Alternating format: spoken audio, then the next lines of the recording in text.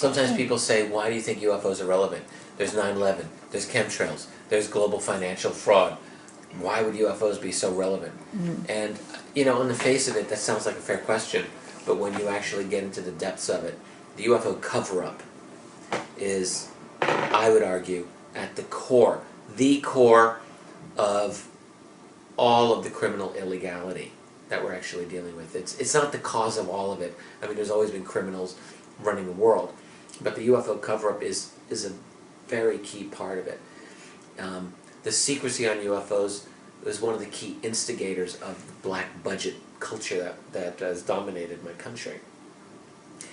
The necessity to hide the technology, to not tell Congress about it, all of that, that's part of the foundation of what has become this empire that's basically turned the U.S. into something totally different. Yeah, and they can justify their corruption. Yeah, exactly. And, where's all this money going? I mean, there's billions and maybe trillions of dollars of money that goes unaccounted for. Well, some of that is related to this phenomenon. I'm of that opinion.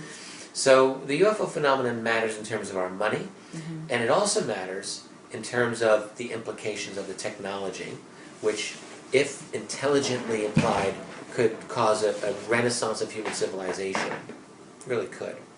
And then it's also significant in terms of just pure existentialism. That is, who the fuck are these other entities, pardon my language, that we're dealing with, that are interacting with us?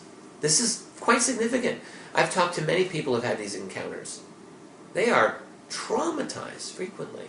These people, they tell me what happened to them 10, 20, 30, 40 years ago, and their heart races, and they have heart palpitations, and they hyperventilate.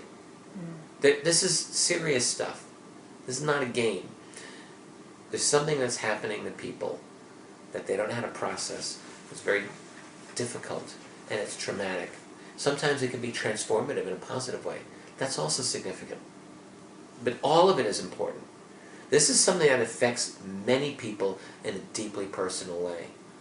This is just, it's not like fun and games. It's a very important phenomenon that's involving some kind of civilization, some kind of intelligence that's operating in a very sophisticated way. And by the way, there are human black budget operators who are aware of this, and they too are part of this equation. They're monitoring things. This is what it looks like to me. There's a very complex labyrinthian sort of interrelationship of, who... I would love to have a true scorecard to see who all the players are, but I think there's multiple groups that are not us, others, as I sometimes call them. I think there are multiple human groups that are involved in figuring this out. Maybe they don't play nice with each other either. They may be competing. And and all of this is beyond... It's on the other side of our fence. We don't ordinarily have access to it, but it's there. It's going on. So, last thing I'll just leave you with is a few years ago I did a night watch with a group of people who had very good quality night vision binoculars. Several pairs of these. We passed them around. It was fascinating. Here's what I saw. Blew me away. You look up into the ordinary night sky, even on a clear night, and you'll see, some aircraft, you'll see this and that, but you won't see a lot. You put these things on, and it literally seemed like Grand Central Station in New York City above my head. I was astonished. Aircraft. And these were not ordinary. They were very high altitude, very fast. There have been rumors of something called a TAV, Trans-Atmospheric Vehicle. I think that's what I was looking at, some of those. Is that vehicle ours? That would be something that we could have made. Okay, but maybe reverse technology, maybe. Or we can't say. Well, the TAVs, the technology... But it's ours either way. Yeah. Okay, but they're not officially acknowledged. Right, okay. There were very odd pulsating objects just going across, really strange stuff. Huh.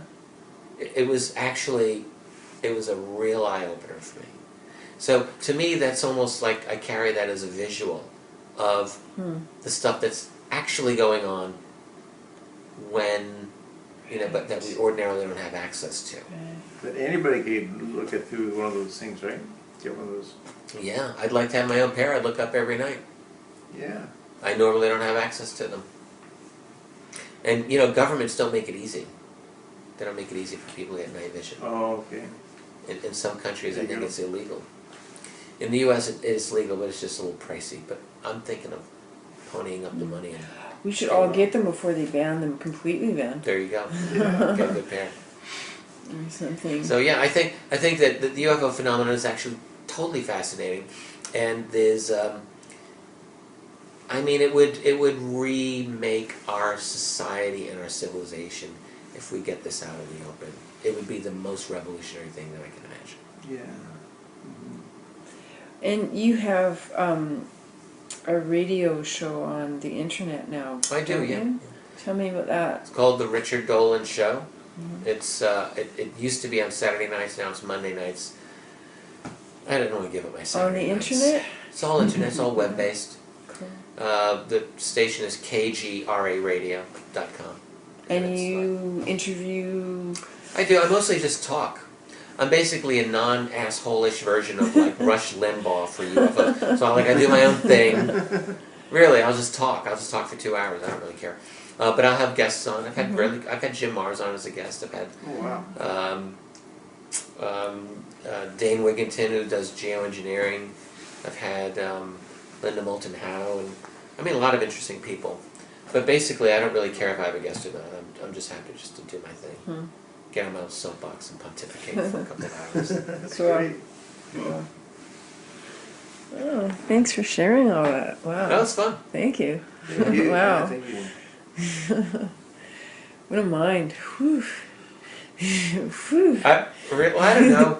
We're doing this all at 1 in the morning. Yeah. I don't even know what I'm saying half the time. It's stream of I'm in a consciousness. nice kind of mellow, kind of Yeah. late night mode. Just letting it all happen. Yeah. Yeah. Oh, I'm gonna